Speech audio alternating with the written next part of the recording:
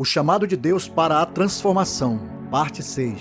A jornada de transformação espiritual é um processo profundo e desafiador. O chamado de Deus para a mudança em nossas vidas frequentemente ocorre no contexto das situações que enfrentamos. Seja na dor, no sofrimento ou nos desafios cotidianos, Deus usa cada circunstância para nos moldar, para transformar nosso caráter e para alinhar nossos corações ao propósito eterno que Ele preparou para nós. Nesta mensagem vamos explorar 5 pontos que demonstram como Deus atua nas situações para provocar uma transformação genuína e duradoura em nossas vidas, à luz das Escrituras. Primeiro, a soberania de Deus nas circunstâncias da vida. Nada acontece sem o conhecimento ou propósito soberano de Deus. Ele permite que passemos por situações que, muitas vezes, parecem contrárias ao que imaginamos ser o bem, mas são usadas para nos ensinar lições de confiança, obediência e dependência dele. Em Isaías capítulo 45, versículo 7, o Senhor declara: Eu formo a luz e crio as trevas. Eu faço a paz e crio o mal. Eu, o Senhor, faço todas essas coisas. Este texto nos lembra que Deus tem controle absoluto sobre as situações que enfrentamos. Ele não apenas conhece as nossas lutas e desafios, mas os usa como ferramenta de transformação. Nenhuma adversidade nos acontece sem que haja um propósito divino por trás dela. Podemos lembrar como Jó reconheceu isso em meio ao sofrimento. Ele declarou: Como ouvir dos meus ouvidos ouvi, mas agora te veem os meus olhos. Jó capítulo 42, versículo 5.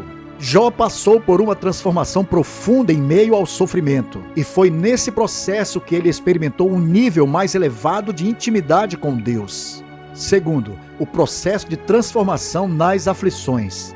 Deus muitas vezes permite que passemos pelo fogo das aflições para que possamos ser purificados e transformados. Esse processo não é apenas uma correção temporária de comportamento, mas uma transformação interior profunda. O salmista entendeu esse princípio e declarou: Antes de ser afligido, andava errado, mas agora guardo a tua palavra. Salmos capítulo 119, versículo 67. A aflição tem um papel crucial no processo de mudança. Assim como o ouro é purificado no fogo, nossas vidas são transformadas por meio das dificuldades. Em 1 Pedro, capítulo 1, versículos 6 a 7, a palavra de Deus diz: Em que vós grandemente vos alegrais, ainda que agora importa, sendo necessário que estejais por um pouco contristados com várias tentações, para que a prova da vossa fé, muito mais preciosa do que o ouro que perece, e é provado pelo fogo, se ache em louvor e honra e glória na revelação de Jesus Cristo. A transformação verdadeira ocorre quando permitimos que Deus use as provações para moldar nosso caráter e fortalecer nossa fé. Nesse processo de refinamento, aprendemos a depender totalmente dele, reconhecendo que sua graça é suficiente e que seu poder se aperfeiçoa em nossa fraqueza. Terceiro, o chamado de Deus para a renovação da mente. Uma das maiores áreas de transformação ocorre na renovação da nossa mente. As situações difíceis frequentemente nos forçam a reavaliar nossa forma de pensar e agir. O apóstolo Paulo nos exorta em Romanos capítulo 12, versículo 2, dizendo: E não vos conformeis com este mundo, mas transformai-vos pela renovação do vosso entendimento, para que experimenteis qual seja a boa, agradável e perfeita vontade de Deus. Deus usa situações específicas para nos desafiar a renovar nossa forma de pensar, renunciando crenças e padrões mundanos que não se alinham com a sua palavra. Essa renovação mental é um processo contínuo, no qual permitimos que a verdade de Deus desfaça mentiras, enganos e nos leve a um entendimento mais profundo de sua vontade. A transformação da mente é vital, pois nossas ações refletem nossos pensamentos. Somente com uma mente renovada podemos experimentar a plena vontade de Deus em nossas vidas. E as situações difíceis que enfrentamos são essenciais para essa renovação. Quarto, a morte do eu, crucificar a carne para viver no Espírito.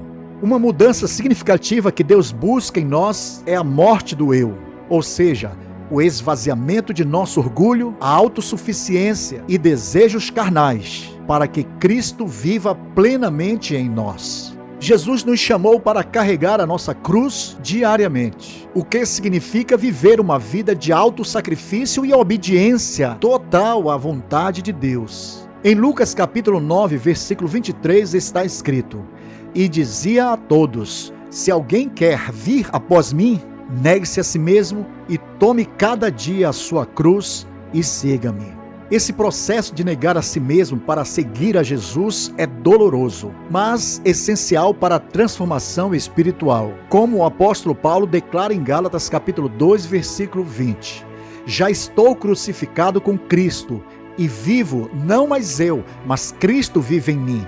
E a vida que agora vivo na carne, vivo-a na fé do Filho de Deus, o qual me amou e se entregou a si mesmo por mim.